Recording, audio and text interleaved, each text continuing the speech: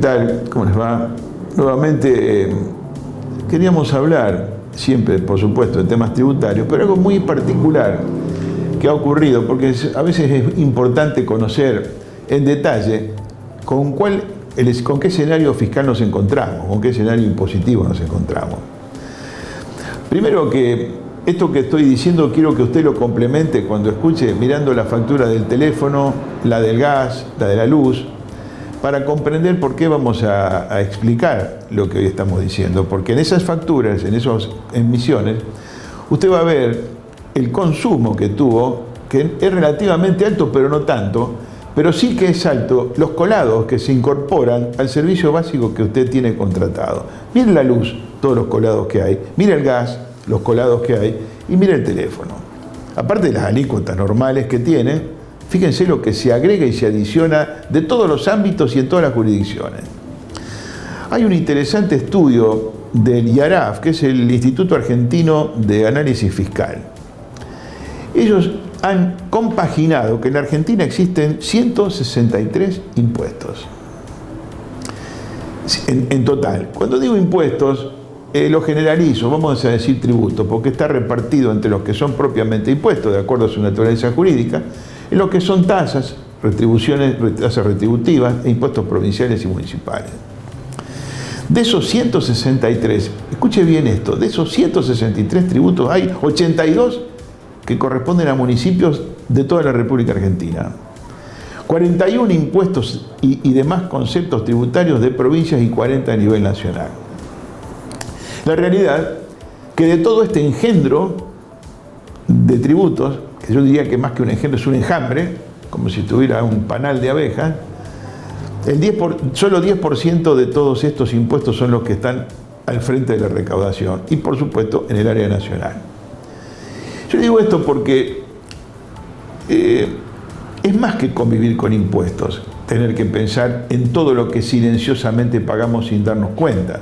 Porque cuando hablamos de impuestos la gente está preocupada por ganancias, porque paga IVA, por impuesto al cheque, por la jubilación.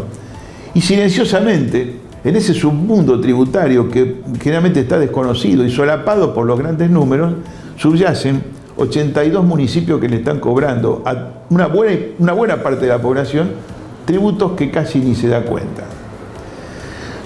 De todas maneras, el pedazo mayor de la torta comparativa se la está llevando el sistema de recaudación previsional, primero por supuesto el impuesto al valor agregado, recaudación previsional, ganancias, y después el impuesto al cheque, que parece mentira que tiene un aporte importante a toda este cúmulo de tributos nacionales. Y lo notable de todo esto es que, lejos de pensar que un día podían reducirse los impuestos para apoyar el desarrollo productivo de la República Argentina, están aumentando, con lo cual se está restringiendo el desarrollo económico, porque al aumentar los impuestos, sin bajar los gastos, lo que se está apuntando es a reducir el consumo. Y por ende, esto va a traer aparejado una menor recaudación. Porque la baja de impuestos puede aumentar el consumo y por ende multiplicar el efecto sobre las ventas y obviamente la recaudación. Si yo aumento los impuestos, restringo las operaciones comerciales, restringo el consumo y habrá que medir presupuestariamente cuál es el resultado final. Para mí es restrictivo. En las provincias se lleva, por supuesto, la antorcha triunfal se la lleva a ingresos brutos. Un impuesto que se dijo que un día iba a tener que eliminarse, porque es un impuesto que además de ser, tiene efecto cascada, efecto piramidación, pega en todas las etapas de la comercialización, de la cadena de la comercialización. Después se exporta, es un impuesto exportable, con lo cual quita competitividad a los precios argentinos. Lejos de eso, y lejos del consenso fiscal que se había acordado sobre finales del 2017, las condiciones imperantes y las necesidades de caja han hecho que se mantengan y en algunas jurisdicciones se han aumentado. Santa Fe se mantiene con algún tipo de equilibrio, algunas cosas suben, otras bajan. Y después no está tan lejos el impuesto de los ceros, este impuesto anacrónico, pero que de fácil recaudación, está instrumentado como para que se recaude en forma bastante eficiente y va a ser muy difícil que algún día se lo pueda eliminar. Acá todo lo que es transitorio queda para siempre, ¿no? Dicho sea de paso, el impuesto a las ganancias con el nombre de impuesto a los réditos, se lo empezó a aplicar en el año 1935 en forma transitoria. Calcule usted cuánto llevamos de 1935 hasta la fecha. El impuesto a los cheques, a los débitos de crédito bancario, que nosotros llamamos impuesto al cheque, se sancionó en el 2001 por unos meses. Estamos en el 2019.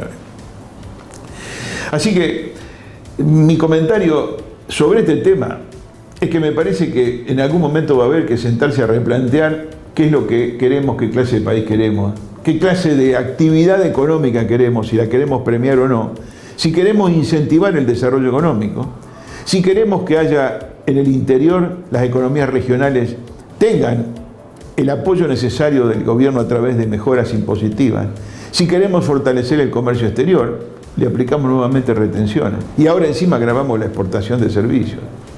Digamos, hay algo que parece como que no nos cierra. Si usted se sienta a analizar fríamente y dice, queremos un país en crecimiento, desarrollo y todo lo demás, y no vemos que una política fiscal lo esté sustentando o apoyando. Bueno, me parece que esto es una asignatura pendiente, muy importante, y creo que debería ocupar el primer lugar en las discusiones que se lleven adelante, porque todo lo demás es importante, pero la vida de los argentinos está transitando por 163 impuestos que rigen en toda la República Argentina. Ha habido dentro de las cosas que vienen sucediendo en estos días una mala noticia para los jubilados y pensionados, obviamente, porque una circular de la AFIP estableció el mecanismo que tienen que aplicar los agentes de retención, o sea, las cajas previsionales, para actuar como agentes en el impuesto a las ganancias. ¿Qué era lo que pasaba? Los jubilados tenemos un mínimo no imponible de 6 haberes mínimos, que son 9.309 pesos mensuales, que nos está dando 55.854 pesos, para dar la cifra exacta.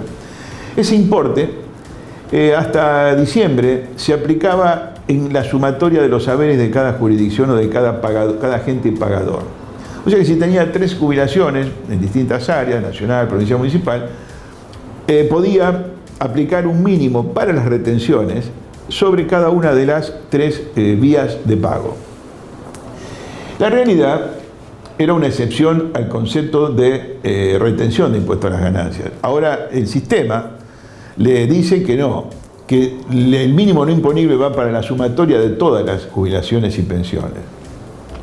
Es decir, que si usted percibe más de 55.800 pesos de haber previsional, hablamos de valor neto porque se deduciría los aportes al PAMI y otros conceptos, le van a empezar a retener ganancias. Y usted se preguntará, ¿y antes qué pasaba si no me retenían? Bueno, acá lo que debemos tener en claro era lo siguiente.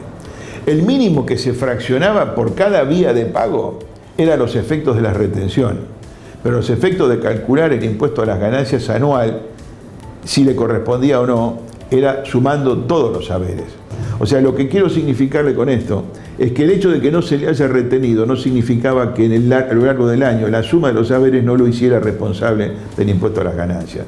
Quizá no lo haya hecho. Yo simplemente le quiero decir que la novedad pasa por la metodología de la retención del impuesto, pero no de la gravabilidad del haber previsional. Hay muchos fallos que están esperándose, mejor dicho, fallos relacionados con que establecer si la jubilación tiene que pagar ganancias o no. Es un viejo tema. Hay una corriente que dice que no y otra corriente que dice que sí. Vamos a esperar un poco más. Yo tengo opinión formada al respecto, pero me gustaría avanzar, porque la jubilación que usted está recibiendo después de jubilarse, en el momento de las retenciones, se dedujeron a los fines del impuesto a las ganancias, o sea que fue un gasto deducible el aporte mensual al sistema. Y si eso le permitió bajar la carga impositiva durante la vida laboral, pareciera que lo lógico es que cuando se jubile esté grabado porque está tomando un concepto sobre el cual no pagó impuestos antes. Pero eso lo tiene que resolver la Corte Suprema, está encaminado en ese sentido. También quiero decir que hay algunas cosas que yo las tomo como desatinadas y son preocupantes, y sobre todo lo que está pasando con la financiación a empresas, ¿no? De por sí, la carga financiera de las empresas a nivel bancario es altísima. Están viendo ustedes que prácticamente es imposible endeudarse. Y la AFIP interpreta, o el Ministerio de Economía en este caso, que fue el que indujo a la AFIP a modificar las tasas de interés sobre financiación impositiva. Interpretan de que se está usando la financiación, que es un poco más barata, para cubrirse de los problemas de los baches financieros de las empresas. Están recurriendo a no pagar impuestos, a poner un plan de pago y usar los fondos para, digamos, la evolución comercial de la empresa. Decidió aumentar en más de un 50% los intereses resarcitorios y punitorios. Esto me parece que en este momento, en el cual hay un proceso recesivo importante, aplicar una sobrecarga es aumentar la presión tributaria, lisa y llanamente. Así que me parece que sumado a los 106 impuestos que yo decía al comienzo, no sé hasta qué punto no deberíamos considerar que los intereses que se acaban de aumentar no es una especie de impuesto adicional que lo tengo que pagar por financiar el propio impuesto. Por último, quiero hablar de scoring que tiene instaurado la AFIP, que es lo que se llama SIPER, ¿no? Que es el sistema de percepción de riesgo, ¿no? El sistema de percepción de riesgo fiscal que estiman que una persona puede tener. Es un sistema injusto. Hoy, como está la cosa y como ha venido evolucionando los últimos meses del 2018, aplicar un criterio restrictivo para dar facilidades de pago a una empresa en función de su comportamiento me parece que es un tema más que para analizar, es para resolver, cambiarlo o dejarlo en suspenso. Porque resulta que, en definitiva, quien más problemas tiene, menos posibilidades tiene de hacerlo. Y sobre todo, si es una empresa no pyme. Justamente, las no pymes son las empresas que están en peor situación cuando se endeudan porque le cambia el perfil de riesgo. O sea, le ponen un alto perfil de riesgo y se le restringen automáticamente las posibilidades de financiarse. Sin embargo, para las pymes, aún con problemas, la cuestión es un poco más flexible. Entonces yo lo que digo es lo siguiente, me parece, no sé, es un tema para compartir y discutir.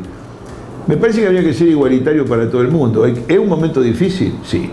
¿La situación económica en Argentina está floreciente? No. Estamos en un proceso donde esperamos que la economía empiece a crecer en algún momento. Todavía no se vislumbra ningún procedimiento de cambio. Entonces la pregunta es, ¿no es el momento de suspender el SIPER y ser un poco más, digamos, liberal o un poco más ligero con la calificación, más libre con la calificación, permitir la realidad, permitir que las empresas puedan tener planes de pago para pagar el IVA, para pagar ganancias, para pagar obligaciones, seguridad social? Yo digo, de todas maneras, si la empresa no paga, el sistema decae, pero por lo menos traerle alivio financiero en un momento tan crítico.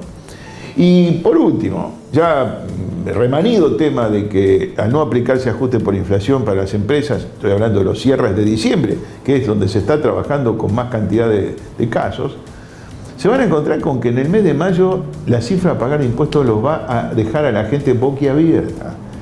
Realmente es un tema complicadísimo, la gente está azorada con los números que está dando el pago de impuestos y sobre todo cuando compara un balance ajustado por inflación que le da pérdida y un balance impositivo que sobre números no ajustados le da ganancia y tiene que pagar el 30% de impuestos.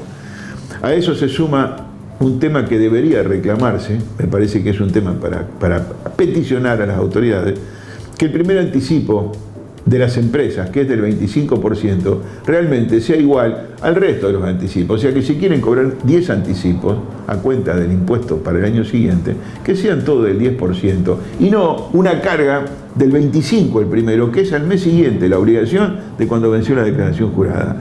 Me parece que todo esto merece discutirse en una mesa con gente que entienda el problema de lo que está sucediendo en la calle. Creo que debemos salir de ese laboratorio, debemos ponernos del otro lado del mostrador y entender que lo que se está diciendo no es de la galaxia, es de la Argentina. Y me parece que eso es una asignatura pendiente. Nos vemos la próxima semana.